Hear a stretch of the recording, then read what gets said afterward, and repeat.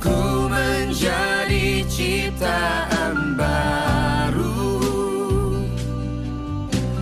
bebas dari semua yang jahat, serupa dengan gambarmu, sucikan ku, kuduskan hatiku.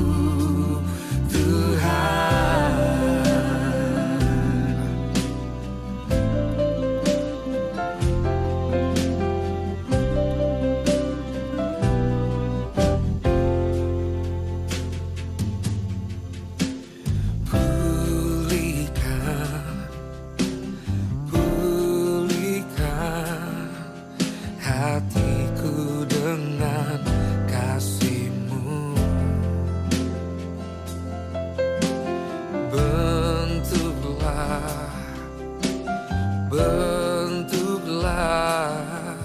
hatiku jadi seperti-Mu. Kekudusan-Mu memenuhiku, Tuhan ini rinduku.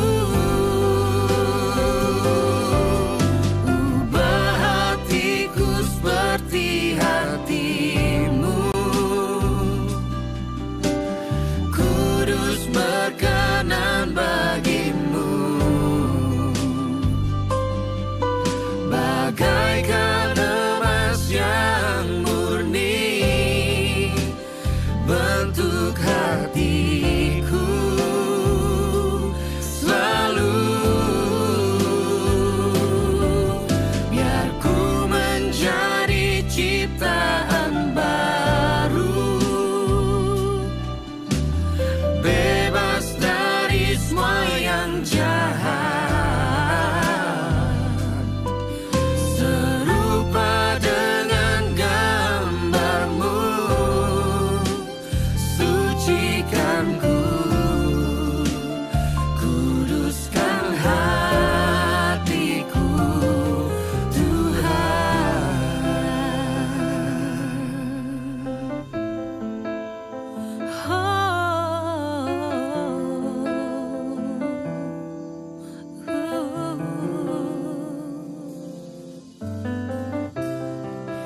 ku mau berkenan, ku mau berkenan bagi-Mu, Tuhan.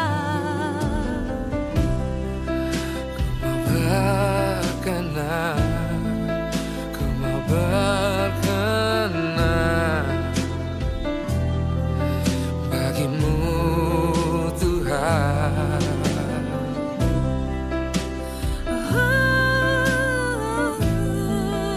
Sucikan hatiku, jadi seperti-Mu,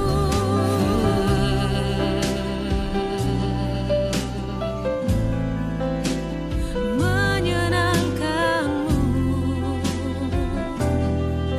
memuliakan nama-Mu.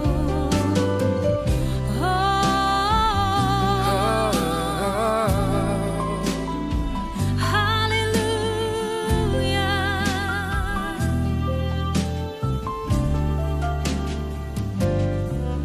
Ubah hatiku seperti hati-Mu, kudus berkenan bagi-Mu, bagaikan emas yang murni, bentuk hatiku selalu. Biar ku menjadi ciptaan baru, bebas dari semua yang jahat, serupa dengan gambar-Mu, kebaikanku, kuduskan hatiku, Tuhan.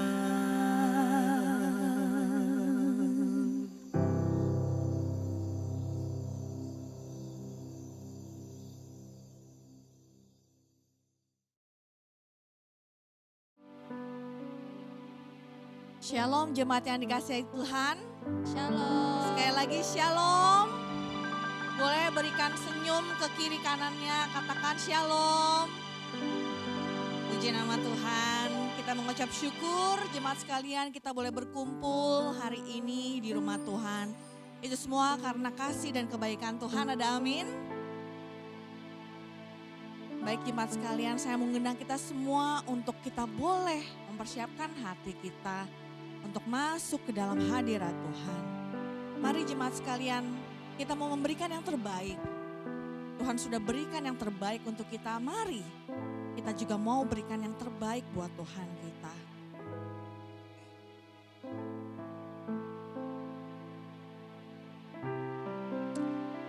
Kita tahu bahwa sekalian jemaat, mungkin saat ini kita datang ke rumah Tuhan dalam keadaan yang berbeda-beda. Mungkin ada di antara kita sekalian, kita merasa hari ini mengikut Tuhan, aku lemah Tuhan, aku seringkali gagal Tuhan, seringkali aku ragu, bahkan aku takut untuk terus setia mengikut Tuhan. Tapi hari ini jemaat sekalian, kita rindu untuk merendahkan diri kita di hadapan Tuhan. Kita rindu, kita mau diubahkan lewat ibadah hari ini, lewat firman Tuhan yang akan kita sama-sama dengarkan dan kita pelajari. Seperti tema hari ini, dipulihkan untuk diutus, diutus untuk memuridkan. Kita percaya bahwa Kristus bangkit, Dia bukan hanya memulihkan hidup kita, tetapi Ia juga mengutus kita. Ia mau supaya kita boleh menjadi saksinya. Tuhan rindu memanggil setiap kita untuk menerima pemulihan. Tetapi Tuhan juga rindu supaya kita pergi, kita menjangkau, kita memuridkan orang lain. Mari jemaat sekalian, kita datang dengan segenap hati kita. Kita mau buka hati kita. Biarlah sungguh ibadah ini boleh berkuasa, meneguhkan kita, lebih lagi memulihkan kita, memberikan komitmen yang baru untuk boleh diutus, untuk boleh taat di hadapan Tuhan. Terima kasih Tuhan.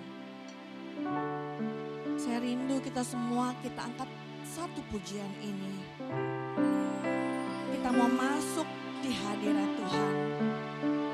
Kita mau datang ke tempat kudusnya. Katakan ku masuk. Ku masuk ke hadirat-Mu, di tempat kudus-Mu, Tuhan. Tiada kata-kata selain puji dan sembah. Katakan saat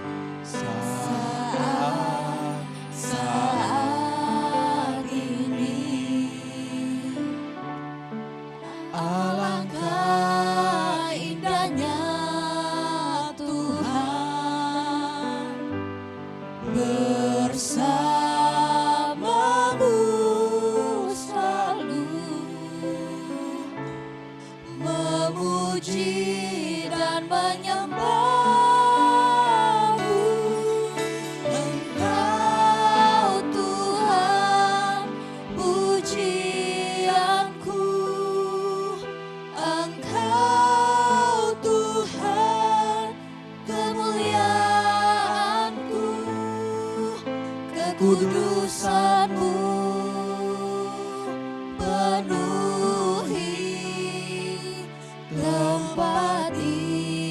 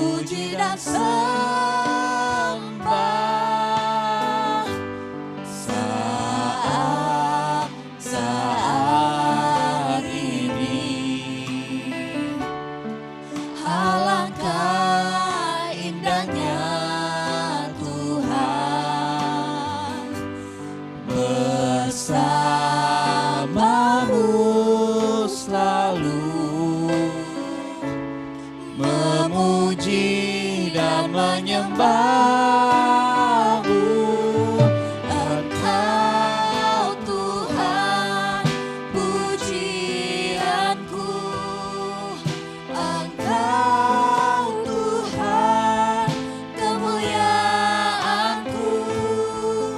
Kekudusan-Mu penuhi tempat ini. Kami sembah Kau, ku sembah Kau dalam bait-Mu.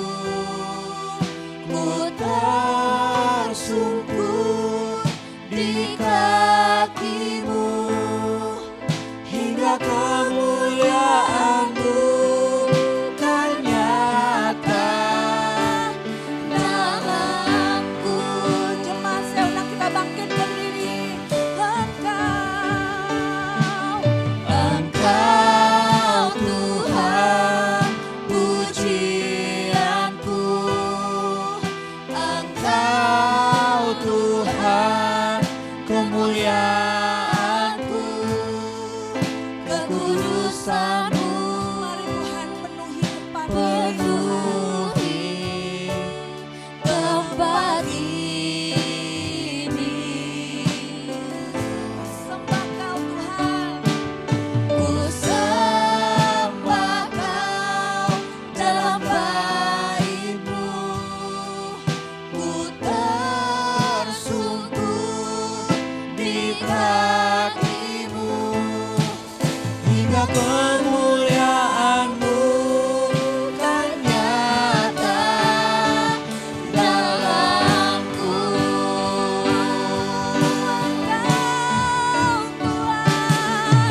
Engkau Tuhan, pujianku. Mari kita angkat tangan kita. Engkau Tuhan, kemuliaanku. Kekudusan-Mu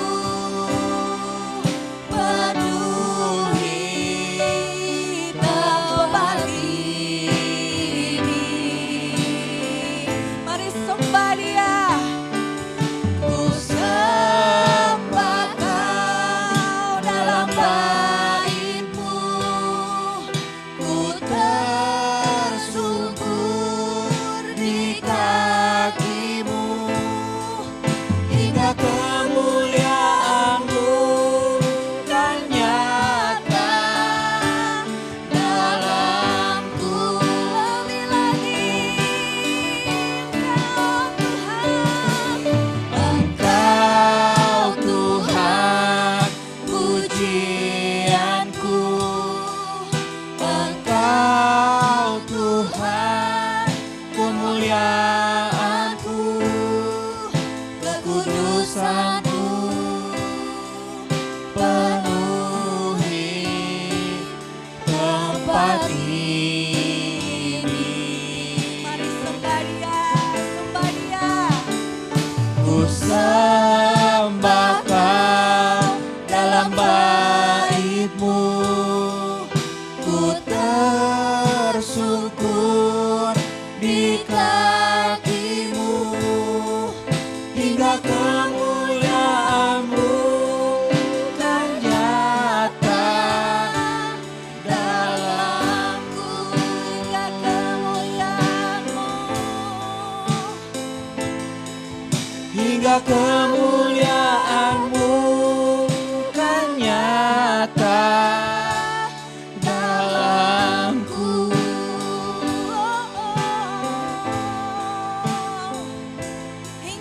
Hingga kemuliaan-Mu kan nyata dalamku.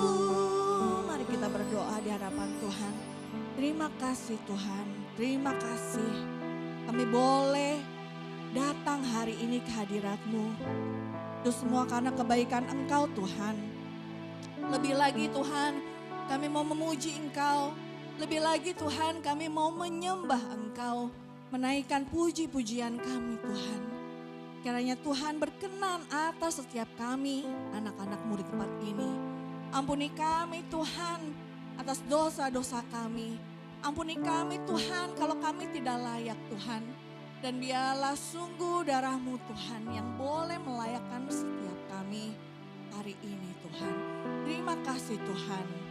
Kami sungguh serahkan ibadah kami ini Tuhan dari awal, pertengahan sampai akhirnya. Supaya sungguh setiap ibadah kami ini boleh berkenan di hadapan Tuhan, boleh menyenangkan hati Tuhan. Terima kasih Tuhan Yesus. Hanya di dalam nama Tuhan Yesus kami berdoa dan mengucap syukur. Semua yang percaya katakan amin. Puji nama Tuhan. Masih tetap dengan sikap berdiri. Kita akan bersama-sama menaikkan pengakuan iman rasuli kita. Bersama-sama dengan seluruh gereja di segala tempat dan abad. Mari dengan iman kita mengaku demikian. Aku percaya kepada Allah, Bapa yang Maha Kuasa, Khalik langit dan bumi, dan kepada Yesus Kristus anaknya yang tunggal Tuhan kita, yang dikandung daripada Roh Kudus, lahir dari anak darah Maria, yang menderita sengsara di bawah pemerintahan Pontius Pilatus, disalibkan, mati dan dikuburkan, turun ke dalam kerajaan maut, pada hari yang ketiga, bangkit pula dari antara orang mati, naik ke surga, duduk di sebelah kanan Allah, Bapa yang Maha Kuasa. Dan dari sana ia akan datang untuk menghakimi orang yang hidup dan yang mati. Aku percaya kepada Roh Kudus, gereja yang kudus dan am, persekutuan orang kudus, pengampunan dosa, kebangkitan daging dan hidup yang kekal. Amin. Jemaat saya persilakan duduk. Semua merasakan sukacita pada hari ini? Ada amin? Amin. Yang bersukacita boleh gak saya minta tos kiri kanannya dulu, katakan Tuhan Yesus baik.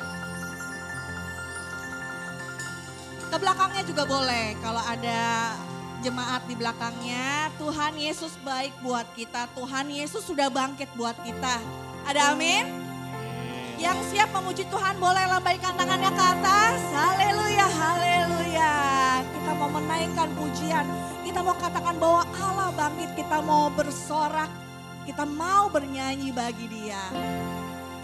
Allah bangkit, bersorak. Bersoraklah, Allah bangkit. Bernyanyi. Bernyanyilah. Katakan musuh dikalahkan. Umatnya dibebaskan. Allah dahsyat di tempat kudusnya. Sekali lagi Allah. Allah bangkit. Bersorak. Bersorak. Katakan hey, hey. Allah bangkit. Mari bernyanyi. Bernyanyilah.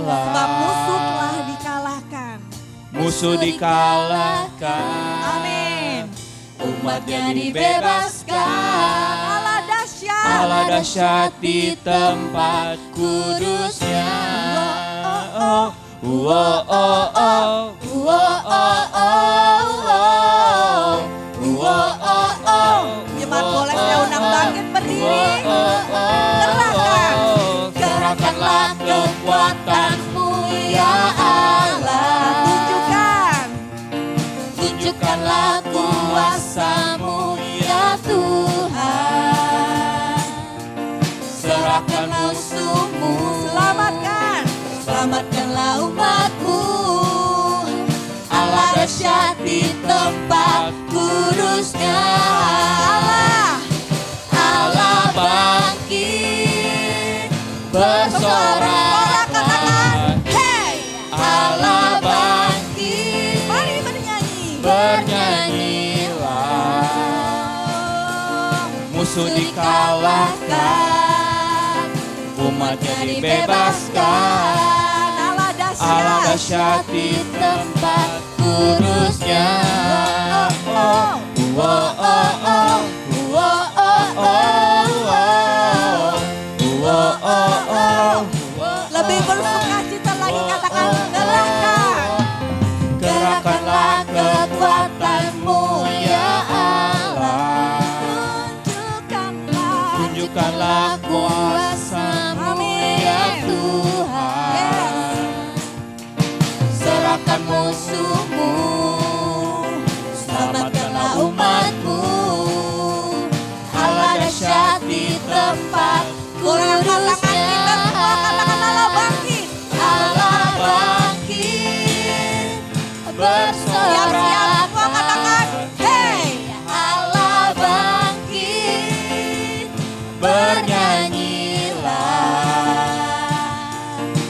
musuh dikalahkan, umatnya dibebaskan. Allah dahsyat di tempat kudusnya. Allah bangkit, bersoraklah. hey, Allah bangkit, bernyanyilah. Yang kalahkan musuh. musuh dikalahkan, Umatnya dibebaskan. Allah dahsyat. Allah dahsyat di tempat kudusnya. Katakan Allah dahsyat.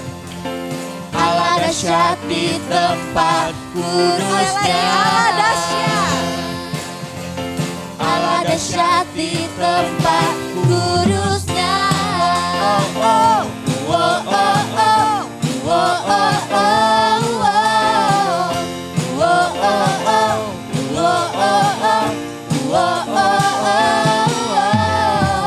Beri kemuliaan buat Tuhan kita. Allah kita sungguh bangkit, ada amin. Amin. Kita diselamatkan karena Tuhan Yesus sudah mati, sudah bangkit. Darahnya menyelamatkan kita semua. Sekali lagi ada amin. Oleh darah anak domba. Oleh kesaksian siapa? oleh kesaksian kita. Iblis dikalahkan. Iblis Dikalahkan, kuasanya dihancurkan oleh darah anak Boleh dengan imanmu katakan oleh darah anak domba, oleh kesaksian kita. Iblis Dikalahkan, kuasanya dihancurkan oleh darah anak domba. Biarlah pujian ini mendatangkan kuasa. Pujian ini sungguh-sungguh menjadi sikap iman kita. Semua katakan, sekarang telah tiba. Sekarang telah tiba keselamatan dan kuasa dan pemerintahan Allah kita, kuasanya yang diurapinya karena telah dilemparkannya para pendakwa kita. Sekarang telah tiba keselamatan dan kuasa dan pemerintahan Allah kita, kuasanya yang diurapinya karena telah dilemparkannya para pendakwa kita. Oleh darah anak domba, oleh kesaksian kita. Siapa yang kita kalahkan? Iblis dikalahkan, Hancurkan kuasanya. dihancurkan oleh darah Boleh tepuk tangan di atas kepala. Katakan oleh darah anak domba. Lebih semangat lagi jemaat. oleh kesaksian kita. Iblis Yes, dikalahkan, benar, Tuhan. kuasanya Amin. dihancurkan oleh darah anak domba. Oleh darah anak domba, oleh kesaksian kita, Kita kalahkan iblis. iblis dikalahkan, Hancurkan. kuasanya dihancurkan oleh darah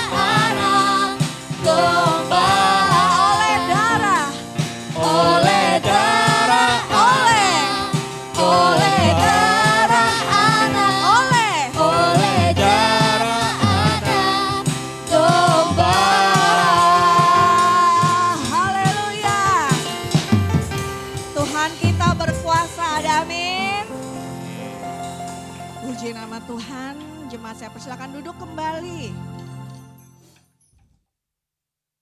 Kini tiba waktunya kita boleh lebih lagi siapkan hati kita untuk kita boleh mendengarkan kebenaran firman Tuhan. Kita percaya bahwa firman itu berkuasa mengubahkan setiap kita. Karena itu perkenankanlah supaya setiap firman Tuhan boleh sungguh-sungguh kita terima, kita mengerti, dan bila itu boleh mengubahkan kita dan berbuah nyata di dalam kehidupan kita. Saya mengundang kita semua untuk kita boleh bertelut di hadapan Tuhan. Kita mau sembah Dia, kita mau puji kebesaran-Nya, kita mau mengangkat satu pujian. Kita katakan segala lutut bertelut. Segala lutut bertelut, sembah padanya. Segala lidah memuji kebesarannya. Dia yang layak, Allah yang kudus,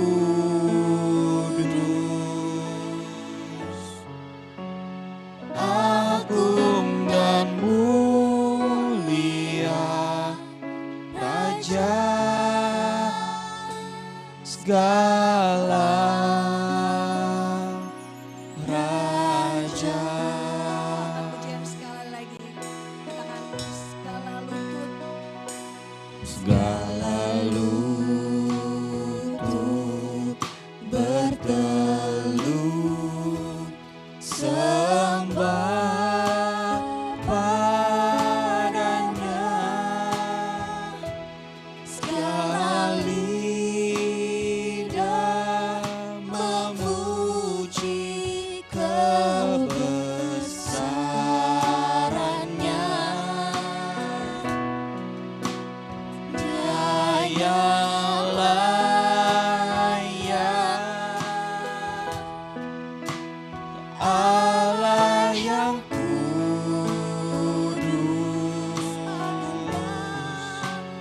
agung dan mulia, Raja segala raja.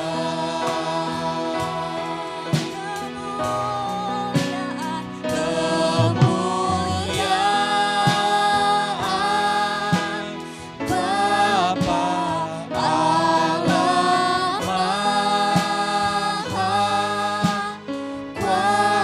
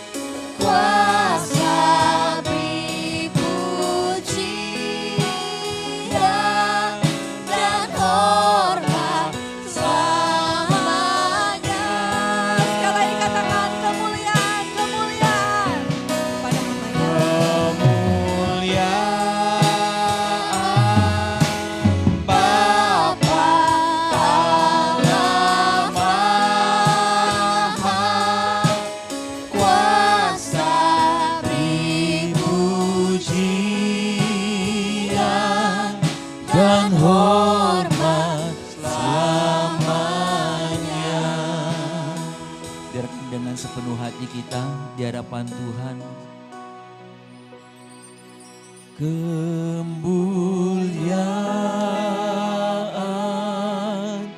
Bapa Allah Maha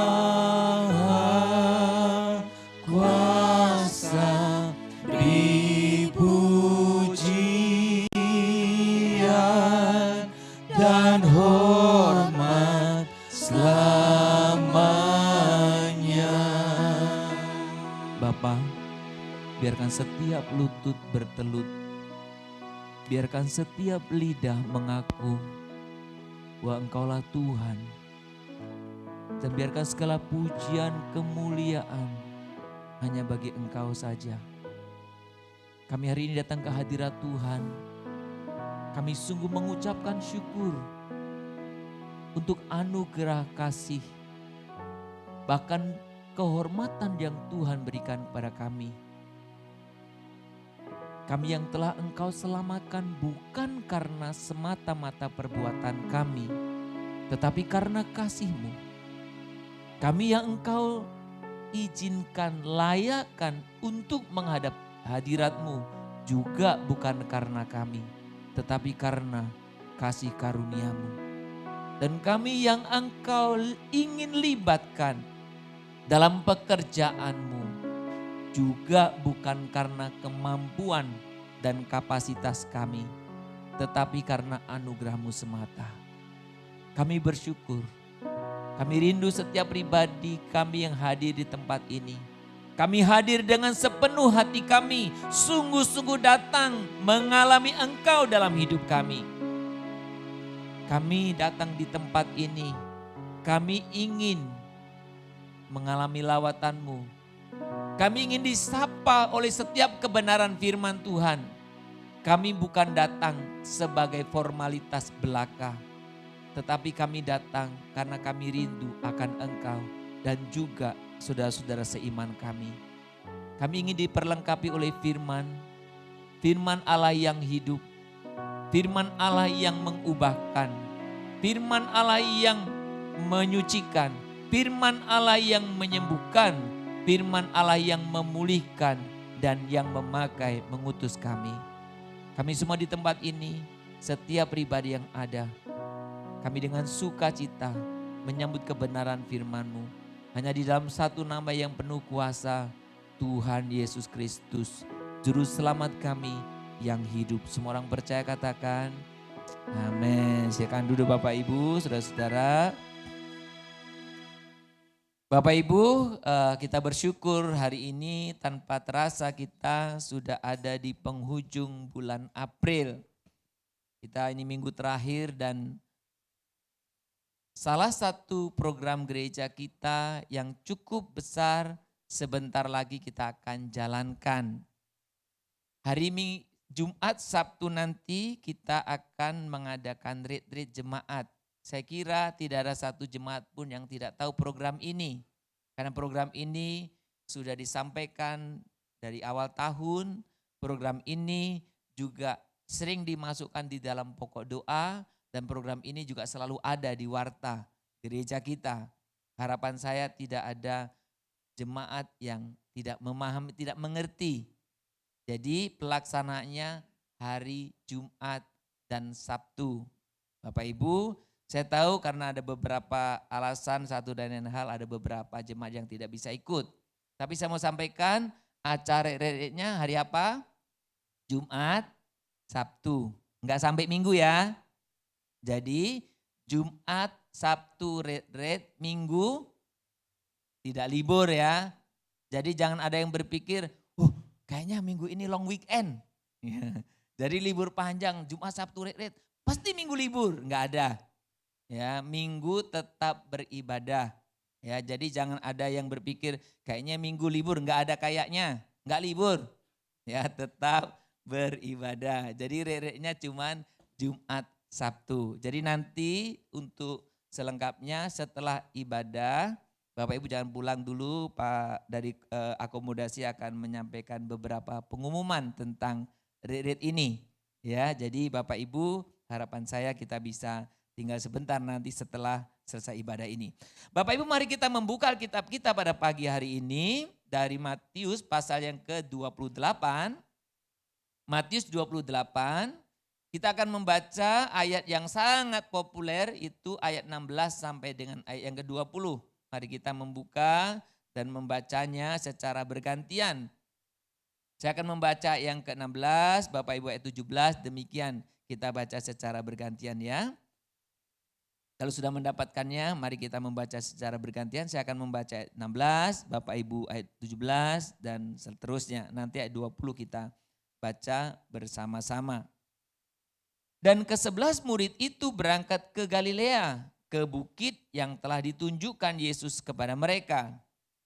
Ketika melihat dia, mereka menyembahnya, tetapi beberapa orang ragu-ragu. Yesus mendekati mereka dan berkata, "Kepadaku telah diberikan segala kuasa di surga dan di bumi. Karena itu pergilah, jadikanlah semua bangsa muridku, dan baptislah mereka dalam nama Bapa dan Anak dan Roh Kudus. Dan ajarlah mereka melakukan segala sesuatu yang telah kuperintahkan kepadamu. Dan ketahuilah, aku menyertai kamu senantiasa sampai pada akhir zaman." Bapak Ibu, kalau kita berbicara tentang orang-orang yang dipakai Tuhan, saya percaya bahwa semua kita pasti ingin dipakai Tuhan. Kita ingin dijadikan oleh Tuhan itu alatnya. Dipakai untuk melakukan banyak perkara. Kita ingin itu pastinya. Kalau kita orang percaya. Tetapi persoalannya ada banyak orang ingin dipakai oleh Tuhan tetapi tidak mau dipulihkan. Tuhan, pakai aku apa adanya sajalah. Banyak orang yang ingin dipakai Tuhan tapi nggak mau mengalami proses. Bahkan tidak sedikit saya menemukan ada banyak orang yang mau aktif melayani tapi nggak mau dipersiapkan. Jangankan dipulihkan, dipersiapkan pun nggak mau. Ada orang yang ingin melayani bagus tapi nggak pernah mau dilatih.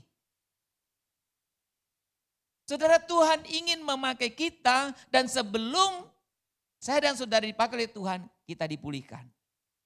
Saudara, maka kalau kita berbicara nas yang kita baca hari ini, berbicara tentang amanat agung itu bukanlah sekedar tugas. Tetapi amanat agung itu adalah sebuah panggilan kepada kita yang sudah dipulihkan oleh Kristus. Amanat agung itu sebuah panggilan bagi siapa saja yang hatinya sudah disentuh oleh Kristus. Saudara, kalau kita berbicara tentang amanat agung, kita seringkali berbicara itu amanat yang dulu. Ya kan? Amanat dulu. Amanat agung bukan berbicara amanat yang dulu. Kalau Bapak Ibu ingat ketika kita di gereja kita, maksudnya GMI sedang giat-giatnya mengadakan pelatihan-pelatihan Growing Healthy Church ya, atau SOG ya, Strategy of Jesus, kita sering berbicara amanat agung ini. Dan amanat agung ini sebenarnya bukan saya katakan dulu bentuk lampau. Tapi disampaikan atau dijelaskan amanat sehari-hari. Berarti amanat ini adalah amanat yang kita harus kerjakan sehari-hari. Kalau kita berbicara tentang amanat agung, kita ingat ini adalah panggilan bagi siapa? Bagi siapa saja yang hatinya tersentuh oleh kasih Kristus. Karena orang yang belum tersentuh oleh kasih Kristus akan memahami, akan menanggapi amanat agung ini sebagai beban, tugas yang selalu dihindari. Saudara, kalau saudara memperhatikan ayat ini, saudara perhatikan ada satu statement yang sangat menarik di sini. Ayat 16 dikatakan dan ke-11 murid itu berarti ini 12 murid minus dikurangi Yudas. Ya, yang sudah dia pergi duluan, pulang duluan, enggak pulang lah dia itu. Ya maksudnya sudah mati duluan kan. Ya. Ke-11 murid itu berangkat ke Galilea, ke bukit yang telah ditunjukkan Yesus kepada mereka. Ketika mereka melihat di sana menyembah, tetapi beberapa orang yang ragu. Yesus mendekati mereka. Bagian ini dikatakan apa? Kepadaku telah diberikan segala kuasa di surga dan di bumi. Saudara, yang memberikan amanat ini adalah pribadi yang memiliki kuasa. Bukan hanya kuasa, tetapi segala kuasa. Segala kuasa, Alkitab mencatat baik yang di surga, surga itu mewakili atas. Kan dalam istilah bahasa Alkitab itu surga, langit, biasanya suka dipakai bahasa yang sama itu. Ya, yang di atas dan yang di bumi. Berarti mewakili yang di bawah. Artinya tidak ada kekuasaan apapun yang melebihi atau bahkan yang sepadan dengan Tuhan kita. Saya membayangkan amanat atau tugas atau perintah, kalau kita bisa istilahkan lebih praktis, itu tergantung siapa yang memberikannya. Benar kan? Kalau orang yang semakin orang punya kuasa, maka tugas itu akan semakin cepat direspon. Ya, saya suka memperhatikan itu di grup kami ya, di grup kami hamba Tuhan. Kalau yang WA sesama hamba Tuhan kayaknya sepi, ya. Nanti kalau yang WA tring, DS-nya WA mulai ada jempol. Kalau yang WA Bishop jempolnya banyak. Jadi tergantung siapa yang WA. Cuma dia yang WA, abaikan. Yang lain yang orang punya jabatan, yang punya struktur jabatan, dihormati. Saya suka simpel. Contohkan sederhana. Kalau tiba-tiba ini di tempat Bapak Ibu, tiba-tiba RT panggil Bapak Ibu. Pak, tolonglah bantu saya ya kerjakan ini. Bapak Ibu bersedia atau tidak? Bisa bersedia, bisa tidak ya. RT. Ya bisa bersedia, bisa tidak. Tapi rata-rata bersedia. Karena bagaimanapun dia adalah pemimpin kita kan. Di rukun tetangga kan. Kalau menyuruh RW, ya Bapak Ibu boleh enggak siapkan nanti malam akan ada rapat RW, boleh enggak bantu siapin kopi ibu-ibu, kira-kira mau enggak? Ya harusnya mau, RW nyuruh. Ya, kalau lurah, kalau camat, kalau wali kota, kalau gubernur, kalau presiden. Tiba-tiba nih dapat panggilan dari Pak Presiden ini. Pak Filbert mau dijadikan staf sus. Pasti mau, belum dipanggil udah mau dia, pasti mau. Pak Filbert nanti masuk staf sus ya, jadi apa? Jadi ini tim ahli MBG. Wah siap.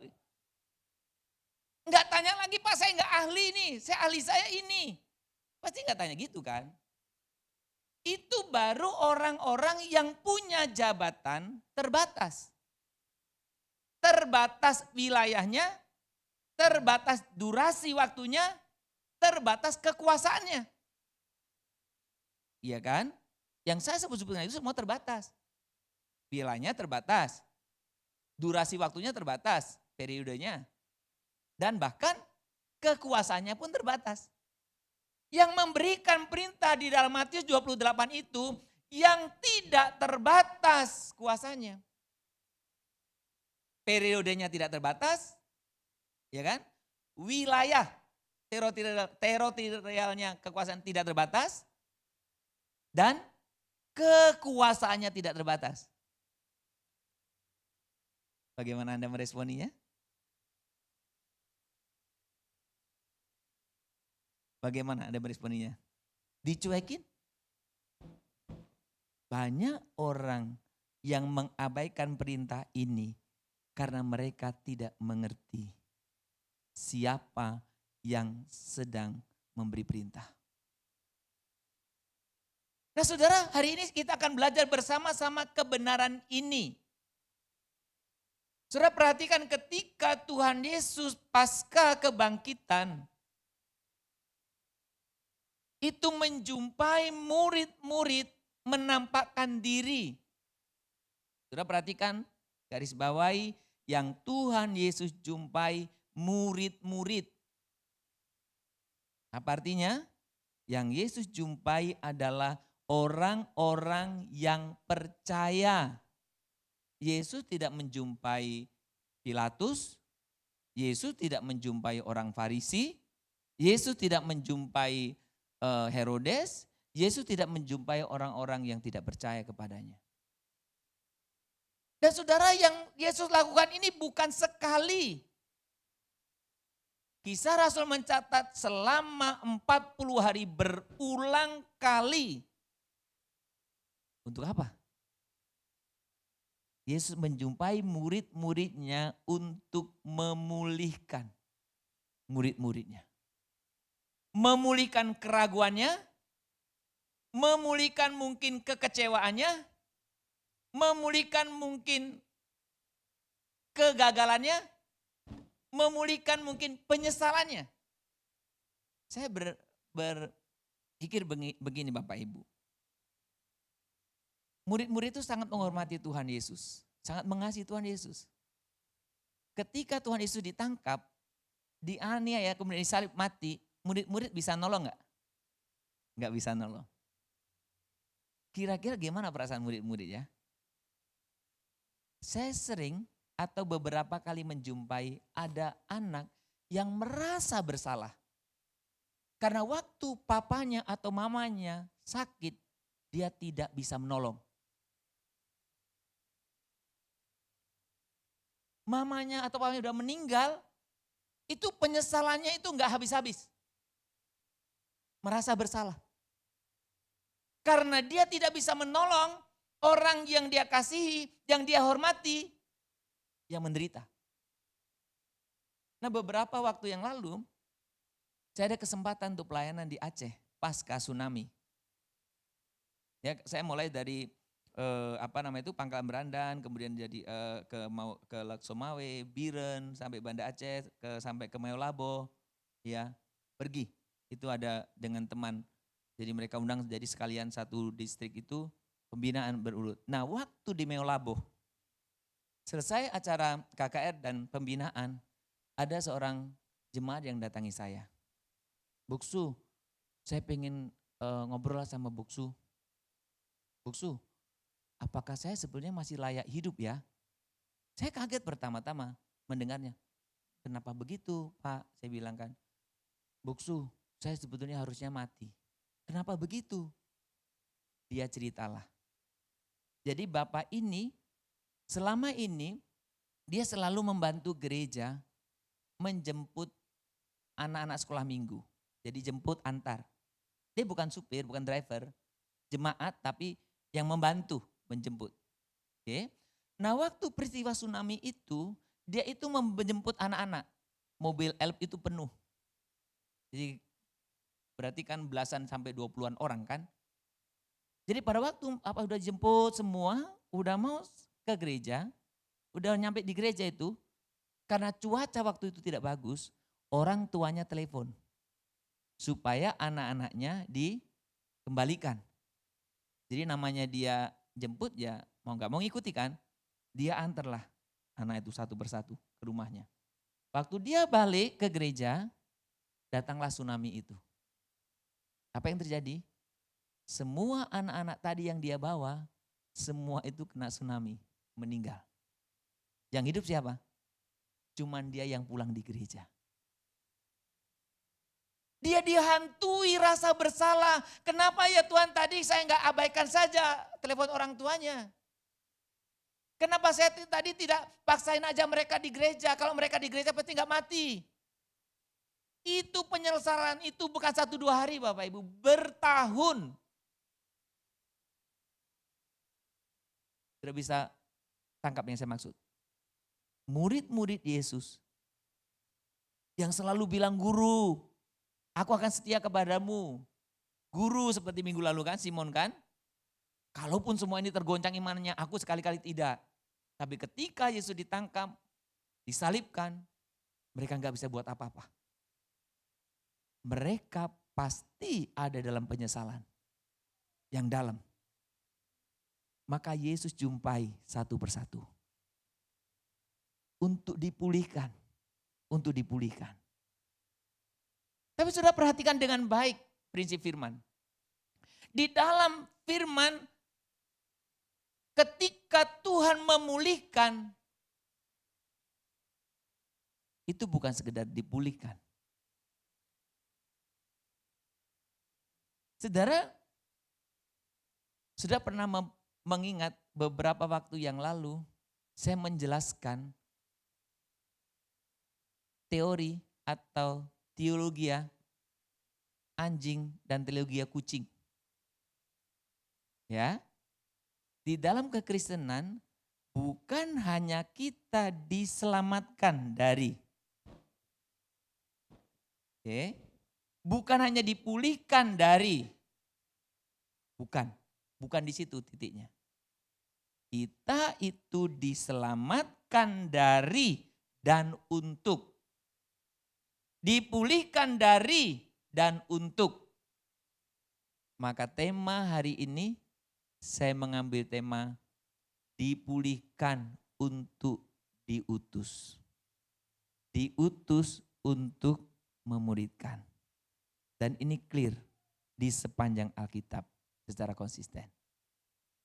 Maka yang pertama kita belajar dari ayat ini saudara, kita dipulihkan untuk diutus.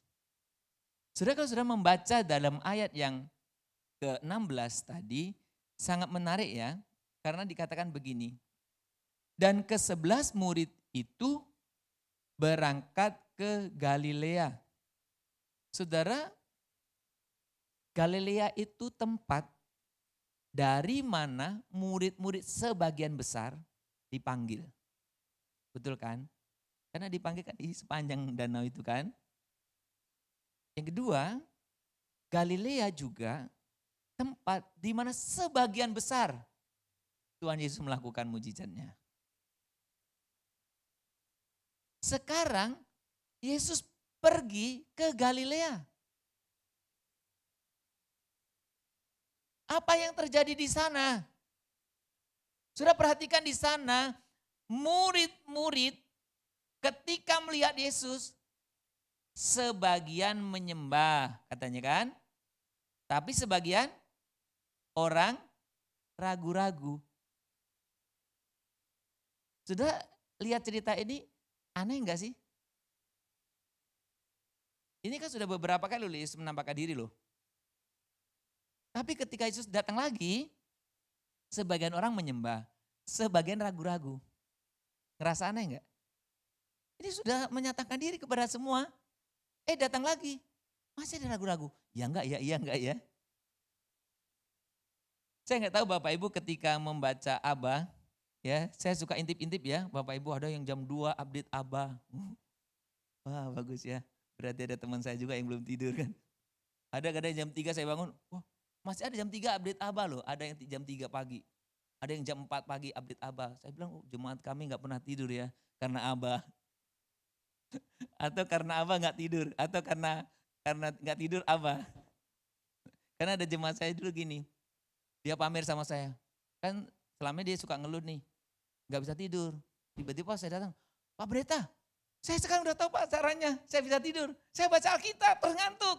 Wah, hebat juga ya. Tapi kalau damai sejahtera enggak. Bangun jam 3 untuk baca Alkitab. Ya saya suka intip-intip kan. Siapa-siapa yang melek jam segitu. Intinya kalau saya ngintip berarti saya belum tidur juga kan. Berarti. Nah saudara perhatikan di sepanjang Alkitab. Kalau saudara membaca ya. Yang paling simpel lah saudara. Waktu Tuhan memanggil orang Israel itu. Waktu diperbudak di Mesir. Dari mulai mereka diangkat. Diambil, dikeluarkan. Sepanjang perjalanan itu, pertanyaan saya, apa sih yang gak hebat maksud saya itu? Apa sih yang gak hebat? Lewat laut tanpa kapal feri. Seperti tanah kering loh lewat laut. Ya kan? Dapat air di padang gurun. Dapat roti. Enggak harus beli ke Holland. Dapat loh. Dapat daging. Hah? Enggak harus cari. Pertanyaan saya, kemudian lewat di padang gurun, siang enggak kepanasan. tinggal di padang gurun, malam gak kedinginan. Apa sih yang kurang? Pertanyaannya, apakah dengan semua itu orang Israel begitu percaya kepada Tuhan? Saya tuh kalau baca Alkitab kadang-kadang kesel kali loh, pengen ninju itu orang Israel. Kok ini kelewat banget sih? Saya beberapa kali jadi bertengkar sendiri dalam diri saya. Saya nggak tahu Bapak Ibu kalau membaca. Udah enak, kok masih gini sih? Tapi di tengah saya bergumul itu atau di tengah-tengah saya kesel itu. Iya juga ya Tuhan. Saya pun kadang-kadang juga gitu. Penyertaan Tuhan di ini sudah. Tapi kita tetap ragu. Ini murid-murid sudah. Tuhan sudah menyatakan diri. Berapa lama? 40 hari loh. Apa masih ada yang berpikir halu? Mungkin kalau sehari, kayaknya halu deh saya sehari. Boleh ya? Apakah ada di sini yang berhalusinasi sampai 40 hari? Halu terus. Berpenyakitan itu kayaknya. Nggak mungkin kan? Tapi ini murid masih ragu. Tapi saudara, apa yang dilakukan Yesus? Sekalipun murid-murid itu ragu, Yesus berkata apa? Segala kuasa diberikan kepadaku. Baik yang di surga maupun yang di bumi.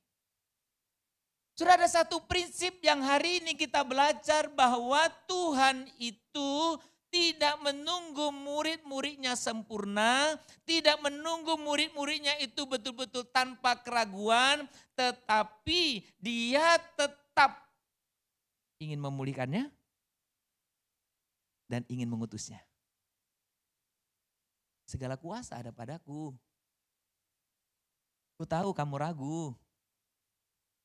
Saudara, ini prinsip yang sangat menarik.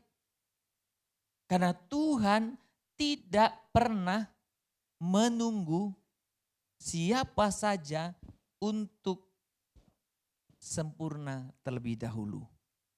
Tuhan tidak menunggu murid-muridnya sempurna. Dan dikatakan di sana apa? Kepadaku telah diberikan segala kuasa di surga dan di bumi. Jadi enggak usah takut kalau engkau belum sempurna.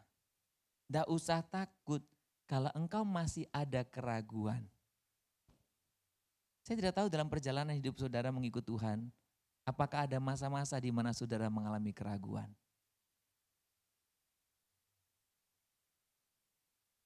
Satu sisi engkau percaya, satu sisi engkau ragu. Satu sisi engkau mengasihi Tuhan, satu sisi engkau ragu. Sudah enggak usah takut. Karena seperti Tuhan menghampiri murid-murid ini, Tuhan juga menghampiri saudara dan saya.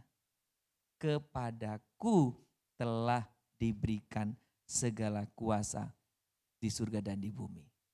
Saudara, ketika kita melihat cerita atau kisah ini, kita menyadari betul bahwa pemulihan bukan tentang kita sudah layak. Bukan.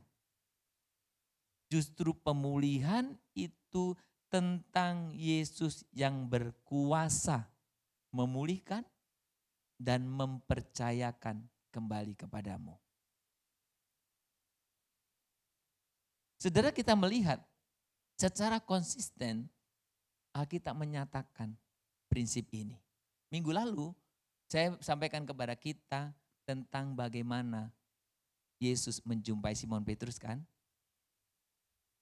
Ketika Simon Petrus sedang ada dalam situasi yang sedih, kecewa, merasa gagal, Yesus datang. Dan perhatikan, setiap kali Yesus bertanya, Simon, apakah engkau mengasihi aku? Dan Simon Petrus menjawab, aku mengasihi engkau. Apa yang Tuhan berikan? Gembalakanlah.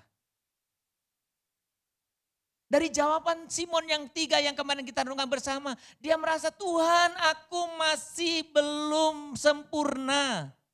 Tuhan aku pernah menyangkal engkau, tapi Yesus secara konsisten, aku memulihkanmu dan aku memanggilmu, mengutusmu. Saudara, Kalau kita membaca bagian yang lain, Saudara boleh lihat di dalam Korintus, 2 Korintus pasal 5 ayat 17 sampai 18. Tentang pelayanan pendamaian itu, kalau kita ringkas secara sederhana, kita itu diperdamaikan untuk pelayanan pendamaian. Maka tadi saya katakan apa? Kita bukan hanya diselamatkan bukan diselamatkan dari, tapi diselamatkan dari dan untuk. Kita bukan hanya diperdamaikan. Diperdamaikan dengan Allah, diperdamaikan dengan diri sendiri, diperdamaikan dengan orang lain, bukan hanya itu. Tetapi Tuhan memperdamaikan kamu dan saya untuk tugas pendamaian. Dan ayat yang sangat populer dan seringkali dibuat dibaca secara salah untuk ledekan adalah kisah Yesaya. Yesaya yang ketika Tuhan memulihkan, karena Yesaya bilang gini kan, Tuhan aku ini orang yang najis bibir dan aku tinggal di tengah-tengah bangsa yang najis bibir. Kemudian itu kan membawa bara kan. Nah setelah Yesaya mengalami pemulihan, apa yang dia katakan? Tuhan, ini aku, utuslah dia. Nah itu orang suka plesetkan gitu. Ya kan? Kalau orang, oh Tuhan ini aku, utuslah dia. Orang Kristen kan paling pintar. Siapa yang bisa? Dia pak. Sekali waktu ada momen pemilihan ketua P3MI di tempat saya pernah melayani. Jadi nggak tahu ternyata P3MI itu sudah mengadakan rapat gelap. Rapat gelapnya itu adalah mendorong seseorang yang sangat aneh menjadi ketua P3MI. Bukan P3MI sini. Ya. Saya waktu, kok semua kompak? Jadi semua P3MI itu bisa milih, siapa yang gerakan ini? Waktu saya tanya, kenapa kau pilih dia? Kenapa dia yang terpilih? Ya, biar dia rajin Pak. Aduh. Orang Kristen paling pintar nunjuk orang. Ya. Dia. Makanya ini ayat ini seringkali diartikan dengan ini aku Tuhan, utuslah dia. Tuhan ini aku, utuslah aku. Itu ya saya bilang begitu. Orang yang mengalami pemulihan dari Tuhan, dia itu pengen dipakai oleh Tuhan.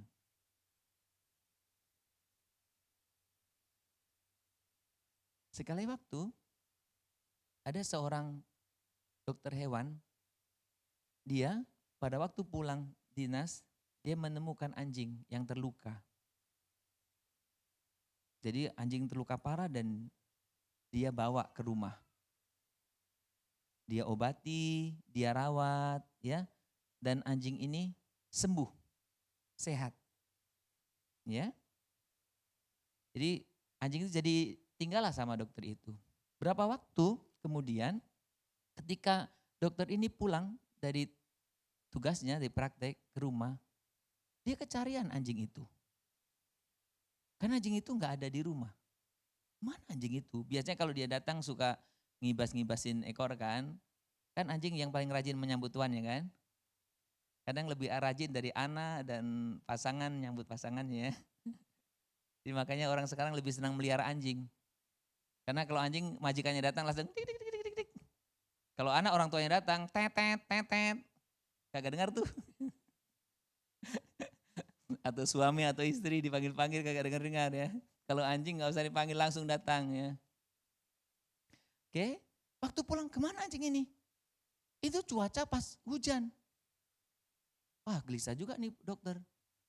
Dia kecarian kemana, tiba-tiba tuh pintu depan ketika dia cari di odek-odek gitu ya, tek gitu ya. Dia pikir siapa ini udah malam hujan kok datang. Waktu dia buka, ternyata anjingnya itu membawa anjing lain yang terluka. Jadi anjing ini membawa anjing lain yang terluka. Jadi ketika dokter itu melihat anjing itu, dia jadi teringat waktu dia menyelamatkan anjing itu. Luar biasa ya. Anjing yang diselamatkan pun bisa menyelamatkan orang lain. Saya tidak ada niat kita membandingkan kita dengan anjing. Berarti saya dan saudara yang sudah diselamatkan harusnya juga punya ketebalan itu kan. Saya dan saudara yang sudah dipulihkan oleh Tuhan mau dipakai menjadi alatnya. Saudara, Tuhan memulihkan dan mengutus kita tidak nunggu saya dan saudara sempurna. Banyak orang itu yang sepertinya alasannya rohani. Pak Pendeta atau Bu Pendeta atau Pak Majelis, Bu Majelis, saya kayaknya jangan dululah terlibat dalam pelayanan. Keluarga saya aja masih begini, saya juga belum beres Bu Pendeta. Ini juga belum, jadi saya nggak usah dulu melayani. Seolah-olah rohani ya. Saya mau katakan itu rohana, bukan rohani. Karena Tuhan tidak pernah nunggu kamu sempurna. Saya mau bertanya, sampai kapan kamu bisa membawa keluargamu sempurna? Sampai kapan? Sampai kapan kamu bisa menyelesaikan masalah dalam dirimu dan kau sempurna? Sampai kapan? Kalau kamu nunggu sempurna sampai mati, nanti gak pernah bisa melayani. Kalau kamu nunggu keluargamu sempurna sampai kapan, nanti juga gak akan sempurna. Dan Tuhan tidak pernah menunggu engkau sempurna baru memanggilnya, enggak. Jadi jangan kita berpikir kita nunggu sempurna dulu. Tuhan tidak memakai orang yang sempurna, tetapi Tuhan ingin memakai orang yang mau dipulihkan. Saudara jangan salah paham ya. Saya sedang tidak mengajarkan kepada Anda, berarti kamu gak perlu memperbaiki. Saya sedang tidak mengajarkan kepada Anda, oh berarti keluargamu gak beres, udahlah biarkan aja. Bukan. Saya sedang tidak mengajarkan Anda, hidupmu gak beres, biarkan saya. Bukan. Yang saya ingin sampaikan kebenaran firman Tuhan adalah, Tuhan tidak pernah nunggu kamu sempurna, baru memulihkannya, baru memanggilnya. Dalam segala keadaanmu itulah, maulah dipanggil oleh Tuhan. Saudara, suatu ketika saya sudah bergumul dan saya memutuskan mau masuk, mau jadi hamba Tuhan lah ya secara full time, jadi harus dipersiapkan sekolah teologi kan, karena harus memutuskan, harus ngomong kan. Jadi salah seorang yang saya sangat kagumi, salah seorang yang saya sangat hormati, yang saya sangat kasihi, dia panggil saya. Apa yang dia bilang? Bahwa melihat saya, sebetulnya kamu tidak pantas jadi hamba Tuhan. Jadi gak usah lah. Kalau umpamanya saudara jadi saya, orang yang saudara kagumi, orang yang sangat saudara hormati, kemudian mengatakan hal seperti itu, bagaimana perasaan Anda? Senang atau sedih? Sedih ya, saya nangis bombay saudara. Jangan geledek saya cengeng ya, cuma sedikitnya saya cengengnya. Saya sedih sekali Tuhan, memang saya gak layak, memang saya gak layak. Saudara, kata-kata ini terpatri dalam hati saya sebenarnya. Maka ketika saya sekolah teologi tingkat 3 atau tingkat, saya lupa tingkat 3 atau tingkat 4 lah gitu. Itu saya sempat pernah mau pergi. Kenapa? Karena tuduhan itu datang lagi. Memang ini kan ada masalah-masalah yang oh ini kan memang betul gak pantas, oh ini kan betul gak pantas, ini betul gak pantas.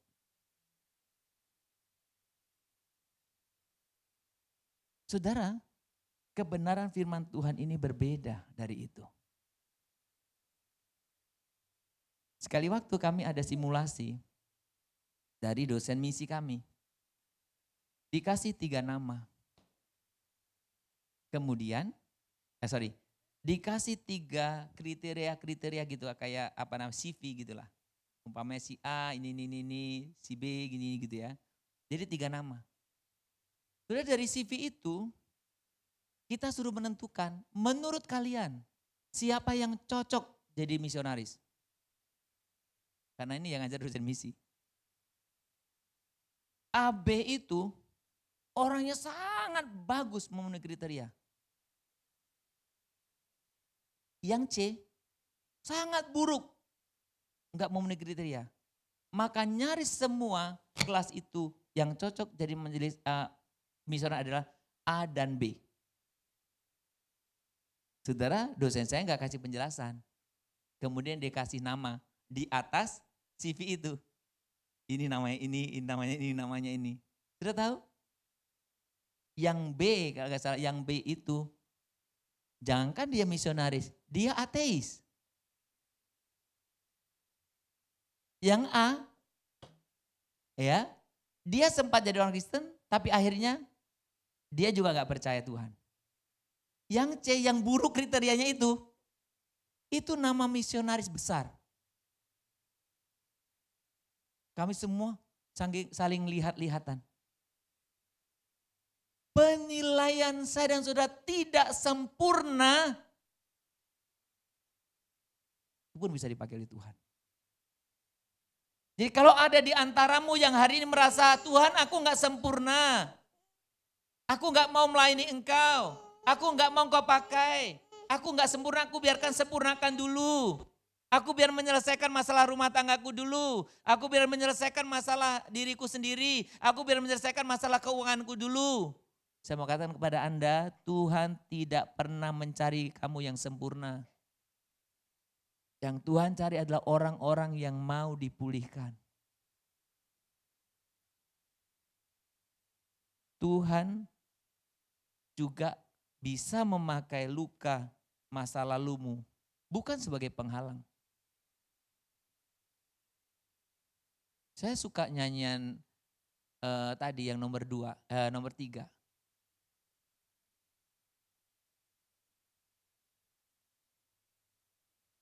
Sekarang telah tiba kan? Sekarang telah tiba keselamatan dan kuasa dan pemerintahan Allah kita. Kuasanya yang diurapinya. Terus apa katanya? Sebab kita dibebaskan dari apa? Pendakwa. Dengar baik. Siapa itu pendakwa? Tuhan gak pernah mendakwa kita. Kadang-kadang kita menjadi pendakwa bagi orang lain. Pendakwa itu bukan pekerjaan Tuhan. Justru pendakwa itu musuh kita. Tuhan sudah menghancurkan pendakwa itu. Jadi jangan mendakwa dirimu sendiri. Sekalipun engkau enggak sempurna. Engkau pernah punya masa lalu yang kelam. Yang buruk. Justru lukamu itu bisa menjadi berkat ketika engkau mau dipulihkan oleh Tuhan. Saya pernah menasihati orang untuk tidak merokok. Terus dia tanya, emang kamu pernah merokok? Enggak, ya udahlah jangan ngomong sama saya. Tapi aku penjual rokok, apalagi. Nah coba yang merokok terus berhenti terus menasihati orang merokok. Bisa enggak? Lebih enak kan? Tapi jangan, oh berarti Pak saya pengen nasihat orang rokok, saya merokok dulu lah sekarang. Ya enggak, jangan. Sudah, jadi masa lalumu yang gelap kau enggak usah perlu didakwa itu. Justru pakailah itu menjadi alat untuk kamu bisa memberkati orang lain. Karena pernah gagal dalam bidang ini, dalam relasi ini. Kegagalanmu itu pakailah untuk menjadi berkat bagi orang lain. Tuhan tidak menunggu engkau sempurna sekali lagi. Biarkan dirimu dipulihkan oleh Tuhan. Yang kedua saudara, saya dan saudara diutus untuk memuridkan. Diutus memuridkan. Ayat yang ke-19 dikatakan pergilah, jadikan semua bangsa muridku dan baptislah mereka dalam nama Bapa dan Anak dan Roh Kudus dan ajarlah mereka melakukan segala sesuatu yang telah kuperintahkan kepadamu. Perintah ini sebenarnya satu perintahnya. Jadikan semua bangsa murid. Perintahnya satu. Tuhan tidak hanya memberikan perintah, jadikan semua bangsa murid. Tetapi dia memberikan caranya. Maka amanat agung ini sering dikenal satu perintah, 3 kata kerja. Apa yang dilakukan? Yang pertama dikatakan bagaimana kita bisa menjadikan murid? Kita harus pergi. Apa Bapak Ibu? Pergi.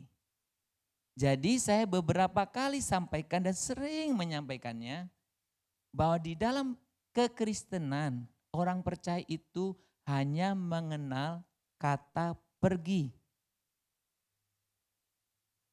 Jadi ketika engkau sekarang selesai ibadah nanti, jangan kamu bilang pulang, kamu pergi ke rumah. Besok mau berangkat kantor, kamu mau pergi ke kantor. Dari kantor mau ke rumah, kamu bilang kamu pergi ke rumah. Apa artinya pergi? Saudara, kalau berbicara pergi, pergi itu berarti Anda sedang mengerjakan sesuatu. Anda mau kerjakan sesuatu. Mana sih yang lebih repot persiapannya? Pergi atau pulang? Hah? Pergi ya. Baju harus rapi. Hari pertama, kedua, ketiga rapi. Kalau pulang kan, pokoknya padat ya. Itu pulang kan. Jadi memang yang harus kita persiapkan pergi. Mengerjakan apa yang Tuhan ingin kita kerjakan. Pergi itu berarti Anda mengerjakan apa yang Tuhan percayakan. Di rumah Anda pergi. Berarti apa? Anda tugasnya apa tadi? Memuridkan. Bapak, apa engkau sudah memuridkan anak-anakmu? Nih bapak ini.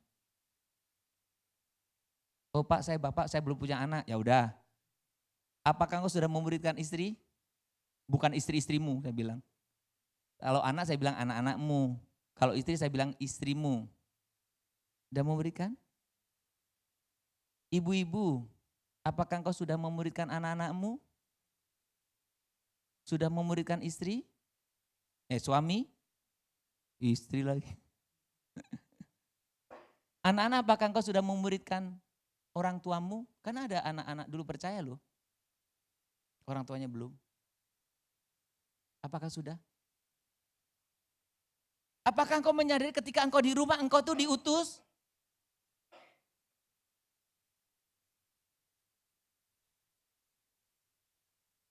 Saudara, banyak orang lupa prinsip ini. Padahal saya dan saudara sebetulnya kemana saja itu kita itu pergi.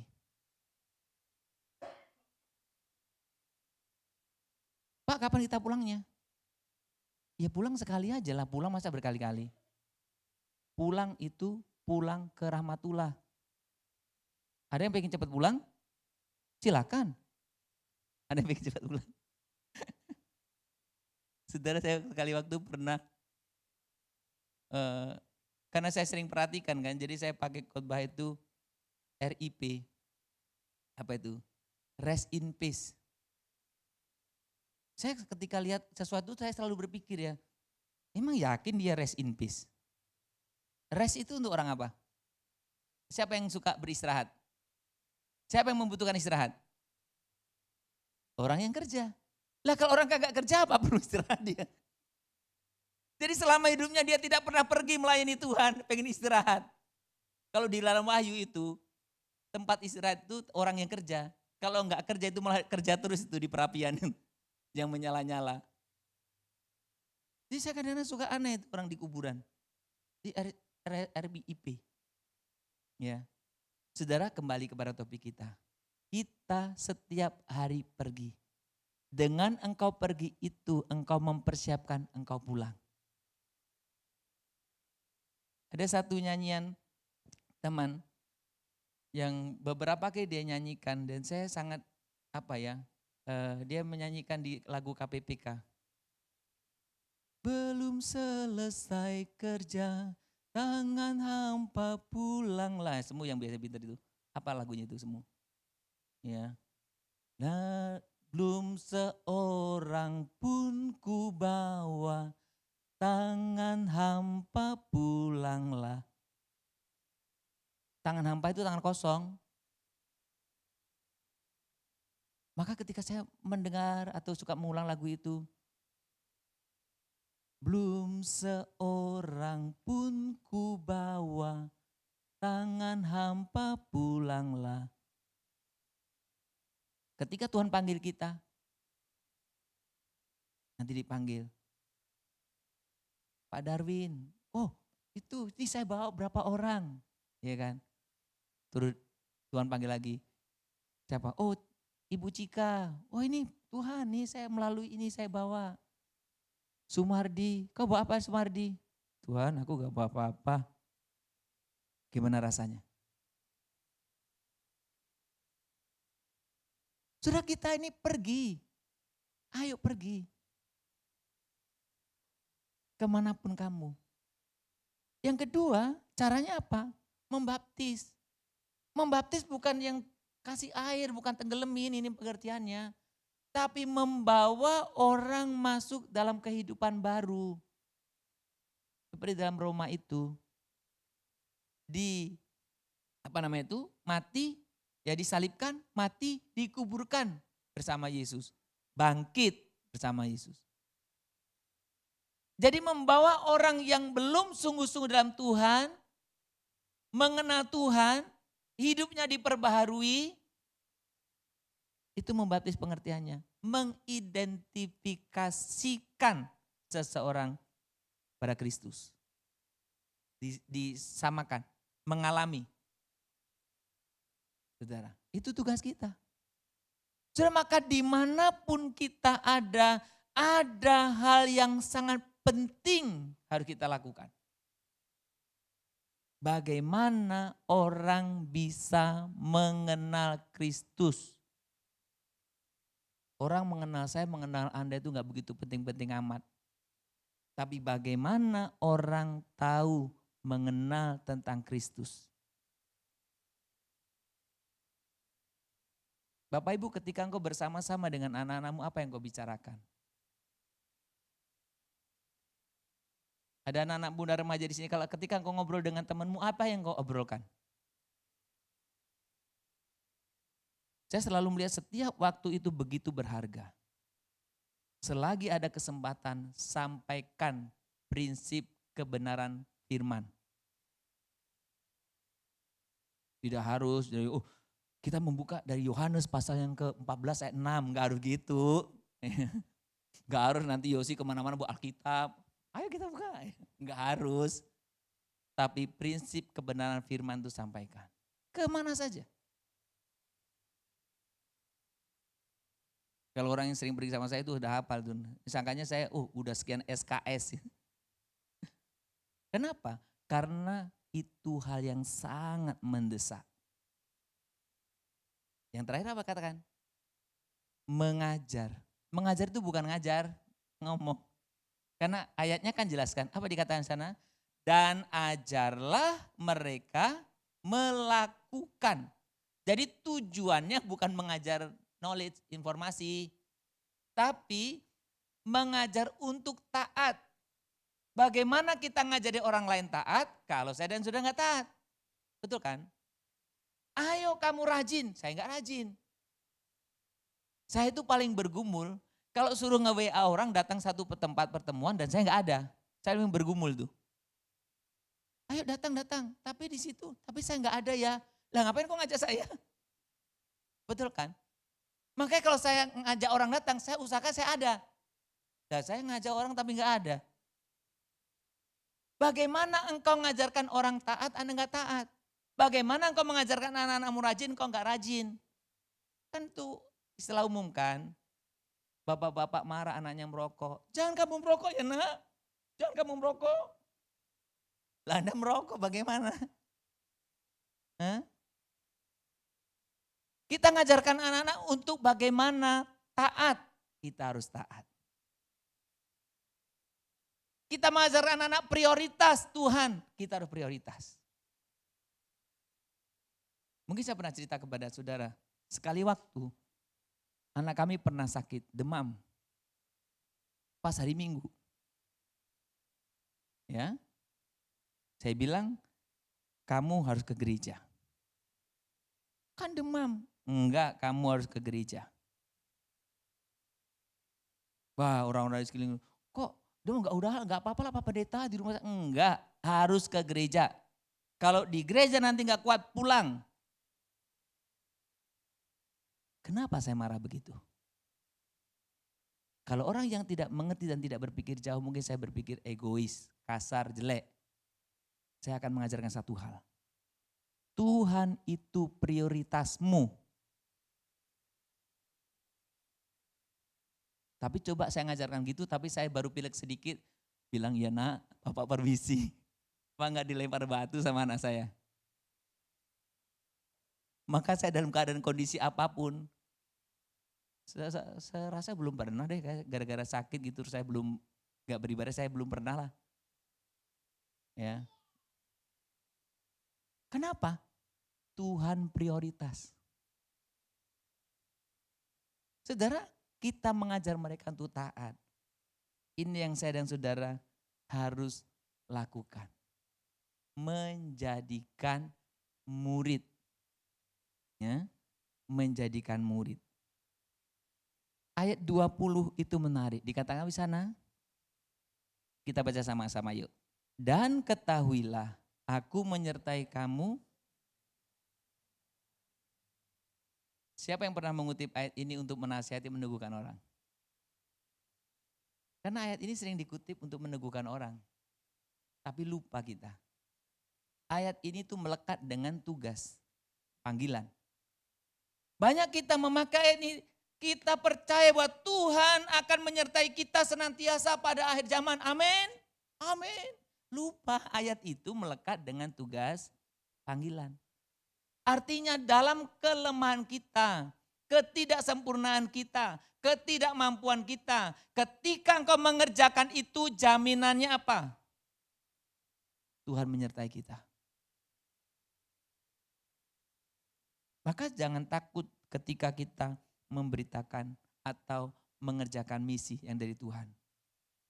Tuhan akan menolong kita. Saudara, dalam bagian yang lain, jelas tugas kita diutus untuk memuridkan. Yaitu misalnya dalam Kisah Rasul 1 ayat 8 yang beberapa waktu lalu kita renungkan juga. Di Pasutri kalau tidak salah ya. Kuasa Roh Kudus itu menjadikan kita saksi. Dalam 2 Timotius 2 ayat 2 dikatakan jelas itu sebetulnya. Bagaimana saya dan saudara menjadi murid yang memuridkan murid lain. Tugas murid memuridkan itu kita semua. Mengajak orang lain. Pak saya nggak bisa ngomong, nggak apa-apa kau ajak aja. Nanti banyak orang bisa ngomong kok, ajak saja. Dan syarat atau hal yang utama adalah bagaimana saya dan saudara tetap di dalam Tuhan. Dengan kamu hidup dimanapun tetap di dalam Tuhan, orang itu akan melihat kesaksianmu. Daripada ngomong besar, tapi hidupnya nggak sesuai. Hiduplah di dalam Tuhan, kau nggak susah ngomong, pergilah, nggak apa-apa. Saudara, ketika kita berbicara tentang kebenaran ini, Tuhan itu ingin melalui kita orang mengenal Tuhan. Ya. Jadi iklan yang terbaik dari Injil itu adalah kita, iklannya. Bukan iklan yang kita buat-buat, kehidupan kita. Saudara, kekristenan bukan hanya datang ke gereja, wah udah cukuplah ke gereja, udahlah pokoknya jadi jemaat biasa. Enggak lah ya. Yang saya dan saudara lakukan adalah bagaimana kita bisa memuridkan. Mulai dari mana? Keluarga kita, tempat kerja, dan lain sebagainya. Saudara kalau ditanya kepada kita, menurut saudara jemaat yang baik itu seperti apa sih? Jemaat yang baik. Kriteria jemaat baik. Ya. Sayangnya di gereja yang suka dikasih kriteria adalah jemaat yang rajin. Rajin itu pun rajin datang. Tadi di gereja ngantuk-ngantuk, bukannya rajin datang kan. Itu apa kriteria jemaat baik? Jemaat baik itu datang kebaktian dan acara-acara gereja lain teratur. Baik enggak? Baik ya. Saya setuju juga ini baik, memang baik. Oh dia apa jemaat yang baik, tapi enggak pernah datang. Nah, jangan ngomong lah datang aja enggak pernah kan. Kedua apa jemaat yang baik biasanya? suka memberikan persembahan. Ya. Nggak harus tukar uang dulu ke warung mau persembahan, beri persembahan, ya kan? Rajin beri perpuluhan, rajin kasih kontribusi, mau rate, oh saya bantu sekian. Bener ya? Baik kan itu? Ada yang bilang itu nggak baik Pak. Berarti baik kan? Ya, memang itu baik. Yang ketiga apa? Mendukung program gereja. Wah ada rate, coba daftar. Oh saya sedang tidak menyinggung yang nggak daftar ya. Jangan tersinggung enggak. Oh ada con time. Hari Kamis ada connection time. Jam berapa? Jam 8. Jam setengah 8 udah pantengin di depan laptop atau handphone ya. Saking mendukungnya. Bagus kan? Ya. Bagus kan? Enggak bagus Pak, yang bagus adalah enggak ingat program gereja. Bagus, itu bagus, betul. Ya kan? Kriteria ini memang jemaat yang baik. Betul itu. Apalagi jemaat baik? Biasanya kita. Jemaatnya enggak buat masalah. Coba bayangi, datang jarang, ya persembahan enggak juga. Ikut program boro-boro, tapi buat masalah. Kesel kan kita? Enggak usah gitu, saya balik. Dia rajin ke gereja, kasih persembahan bantuan banyak, kemudian apa lagi? Rajin ikut program, tapi buat masalah, itu pun gak suka kita. Jadi semua ini baik ya. Baik, bukan buruk ini, bukan buruk. Jangan salah ya. Tapi ini saja tidak cukup. Sudah dengar baik, standar iman kita itu tinggi. Bukan kaleng-kaleng. Tinggi standarnya. Ini saja belum. Banyak orang memahami, Pak ini sudah cukup lah, kita sudah datang tiap hari, apalagi sih nyusahin gereja ini, sudah kasih ini, sudah kasih, saya capek Pak, saya pengen santai. Tuhan gak ngajarkan itu, masalahnya. Ini saja belum cukup. Saudara, banyak orang itu salah memahami termasuk seperti Matius 5 ayat 20. Firman Tuhan berkatakan, kalau kegiatan keagamaanmu tidak melebihi orang Farisi ini, kamu tidak layak masuk dalam kerajaan Allah. Tidak melebihi berarti enggak sama kan, kurang kan. Yang Tuhan ingin kita lebih dari orang itu. Berarti harusnya lewat. Mengerjakan yang dikerjakan orang Farisi plus apa-apa. Ini memang baik, tapi tidak cukup. Apa yang harusnya ada? Sesuai yang kita bahas hari ini tentunya kan. Kita semua harus menjangkau orang-orang yang terhilang dan memuridkannya.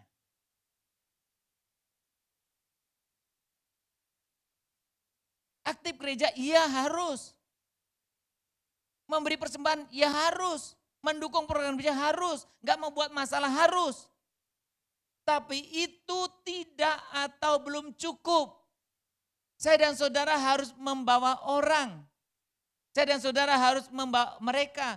Mempertemukan orang kepada Kristus dan memuridkan mereka.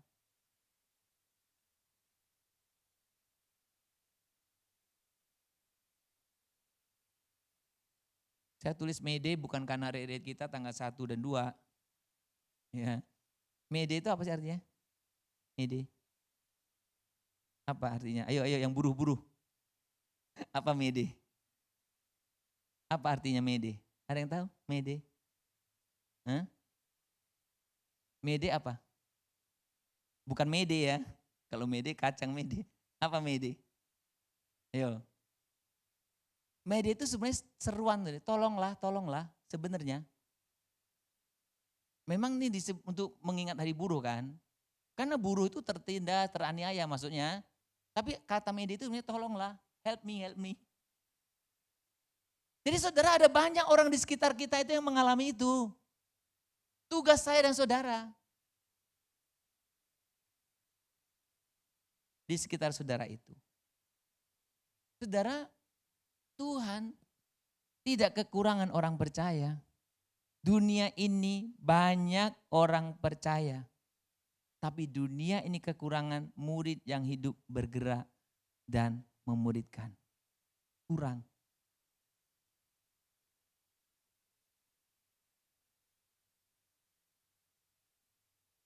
Lalu bagaimana hari ini? Hari ini Tuhan tidak bertanya apakah kamu siap. Bukan itu pertanyaan Tuhan. Yang Tuhan tanyakan kepada saya dan saudara hari ini adalah, apakah kamu mau?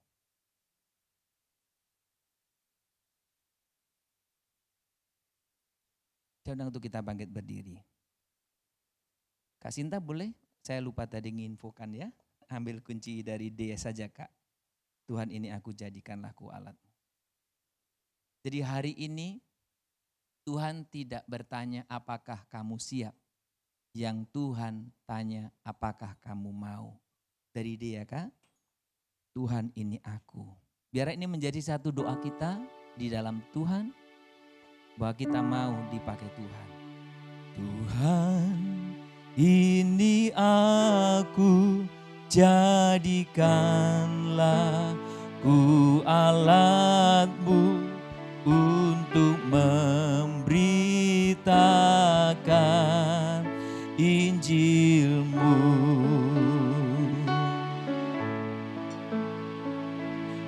Tuhan, ini aku, jadikanlah ku hamba-Mu untuk melakukan firman-Mu. Sekali lagi dari atas, biar ini bisa satu doa kita.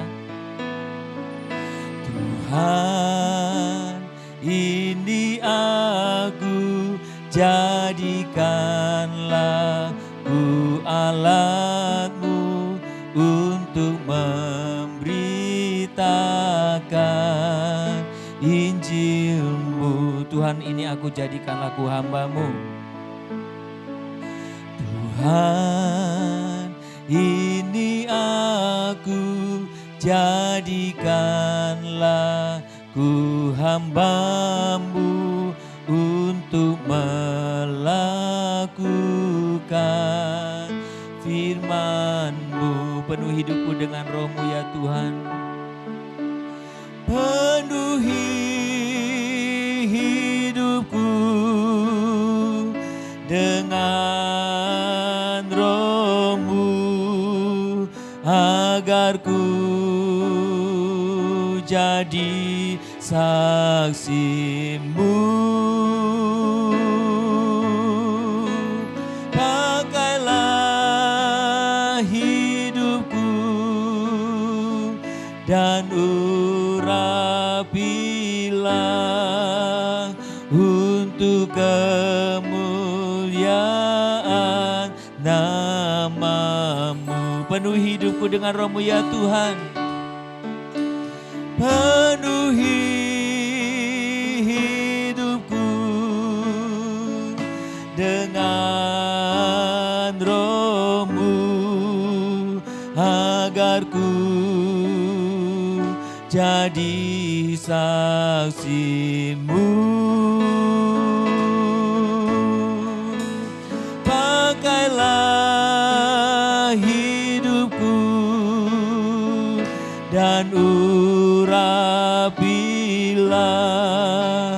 untuk kemuliaan nama-Mu. Tuhan, inilah doa kami. Kami menyadari kami ada banyak kekurangan, kami tidak sempurna. Tapi kami mau Engkau pakai dalam ketidaksempurnaan ini. Kami mau Engkau pakai Tuhan dalam segala kekurangan ini. Tuhan, kalau hari ini Engkau bertanya, apakah kamu mau? Saya mau Tuhan, untuk menjadi alat-Mu. Saya mau Tuhan Engkau pakai dalam kehidupan ini, berguna bagi pekerjaan-Mu. Terima kasih Engkau yang menjamah setiap kami Engkau yang melawat setiap kami. Engkau tidak pernah mengabaikan kami yang penuh dengan kekurangan dan kesalahan. Tetapi Engkau justru datang menyapa. Engkau tidak mendakwa. Engkau datang memanggil, memulihkan, dan mengutus untuk memuridkan. Terima kasih Bapa, terpuji namamu. Di dalam nama Tuhan Yesus kami berdoa. Semua orang percaya katakan, amin. Silakan duduk Bapak Ibu, Tuhan memberkati kita.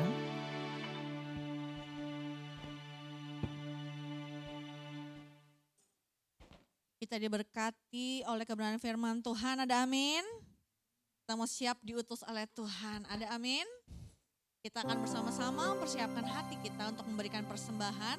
Hari ini untuk amplop persembahan ada 2. Untuk yang warna biru adalah amplop untuk persembahan untuk kas gereja, dan untuk yang warna pink ini adalah untuk amplop persembahan sosial. Sebelum kita memberikan persembahan, mari kita bersatu di dalam doa. Bapa kami yang di surga, sungguh kami bersyukur Tuhan untuk kebenaran firman Tuhan yang boleh kembali mengingatkan setiap kami, menegur kami Tuhan. Dan sungguh kami rindu Tuhan untuk kami boleh menjadi pelaku-pelaku firman Tuhan. Bapa, kami juga mengucap syukur kalau pada hari ini kami diberikan kesempatan untuk memberikan persembahan. Biar kiranya Tuhan yang memberkati setiap persembahan kami ini Tuhan, supaya boleh dipergunakan seturut dengan kehendak Tuhan untuk mempermuliakan nama Tuhan. Berkati untuk setiap jemaat-Mu di tempat ini Tuhan, di dalam setiap pekerjaan maupun usahanya. Supaya sungguh lewat setiap apapun yang kami lakukan, kami kerjakan, itu semua juga boleh kami kembalikan lagi untuk ucapan syukur kami di hadapan Tuhan. Dan kami juga rindu Tuhan untuk mempersembahkan persembahan ini dengan hati yang penuh ucapan syukur. Terima kasih Tuhan Yesus. Di dalam nama Tuhan Yesus kami sudah berdoa dan mengucap syukur. Haleluya, amin.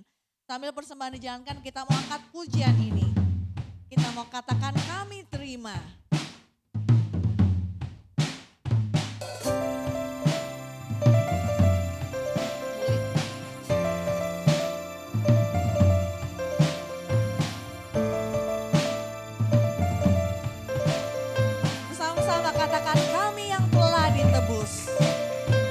Kami yang telah ditebus dengan darah yang kudus, mengangkat pujian bagi-Mu. Kami baik kudus-Mu sebagai bukti karya-Mu. Nyatakan Kau besar dan hidup. Kita mau berlari sampai tujuan, mendapatkan mahkota kekal. Kami terima kuasa-Mu Tuhan, kami terima kemenangan yang Engkau sediakan untuk kami bawa di setiap langkah. Dimanapun kami berdiri, kemanapun kami kan pergi, di situ pasti mujizat-Mu terjadi. Jemaat, saya undang kita semua bangkit berdiri. Dengan sukacita kita angkat pujian ini bersama-sama. Katakan bahwa sungguh kami sudah Kau tebus Tuhan. Kami yang telah ditebus dengan darah yang kudus, mengangkat pujian bagi-Mu. Kami baik kudus-Mu sebagai bukti karya-Mu. Nyatakan Kau besar dan hidup. Mari berlari. Berlari sampai tujuan, mendapatkan mahkota kekal. Kami terima kuasa-Mu Tuhan, kami terima kemenangan yang Engkau sediakan untuk kami bawa di setiap langkah.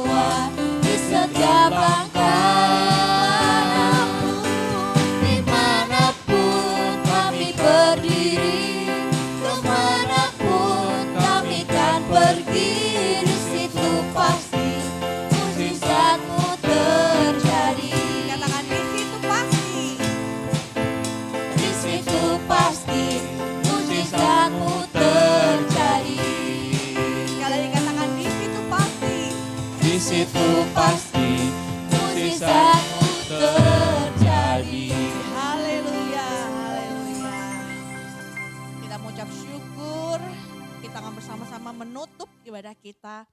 Kita akan berdoa, doa Bapa kami, kemudian doksologi, berkat akan disampaikan oleh Pendeta Sumardi dan akan kita tutup dengan pujian kemuliaan bagi Tuhan.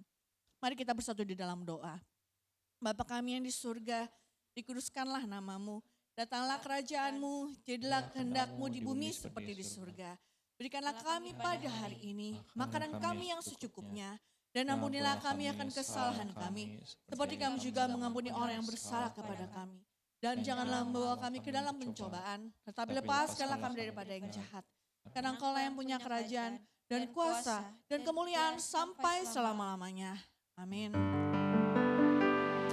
Puji Allah Bapa Putra, puji Allah Roh Kudus, ketiganya yang esa. Pohon selamat sumber berkat.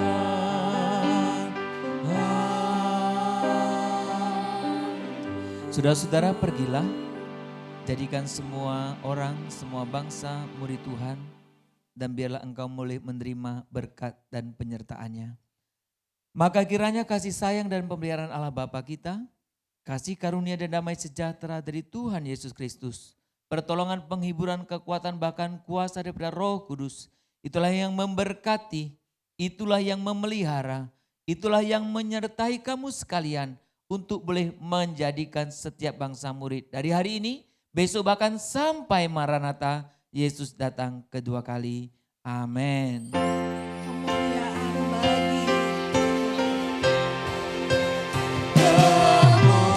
Kemuliaan bagi Tuhan di tempat maha tinggi. katakan Kau Raja. Kau Raja diagungkan dan dipuji.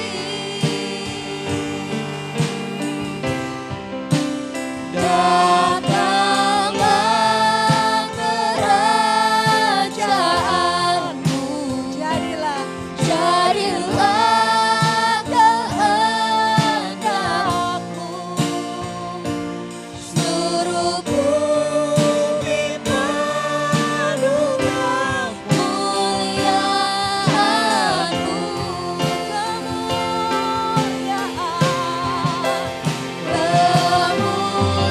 Kemuliaan bagi Tuhan di tempat maha tinggi. Kau Raja diagungkan dan dipuji. Datanglah kerajaanmu, jadilah kehendakmu. Seluruh bumi penuh kemuliaan-Mu. Seluruh bumi penuh kemuliaan-Mu.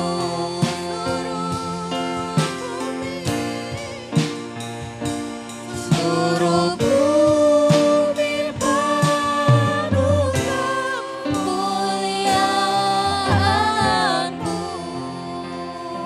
puji nama Tuhan. Jemaat saya persilakan duduk kembali.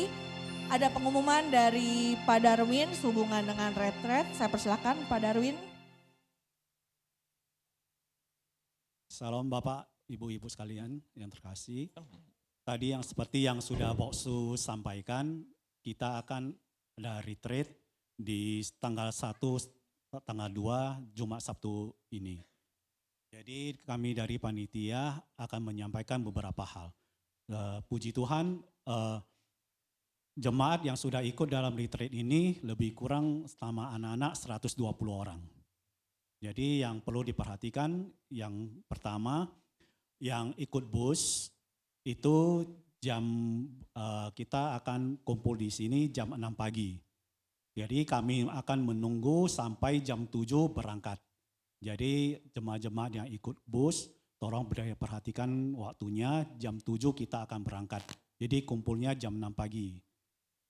Yang kedua itu Bapak Ibu yang mengkonsumsi obat-obat yang pribadi, tolong dibawa sendiri karena dari panitia hanya menyediakan obat-obat ringan.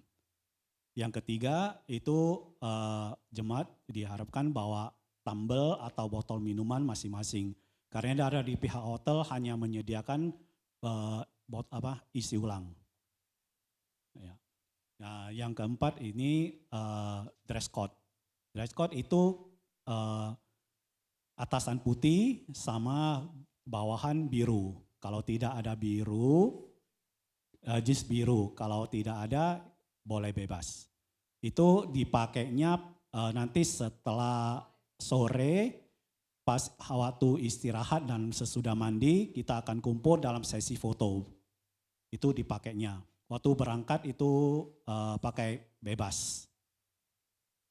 Itu aja dari yang mesti diperhatikan. Oke, terima Tuhan Yesus memberkati kita semua.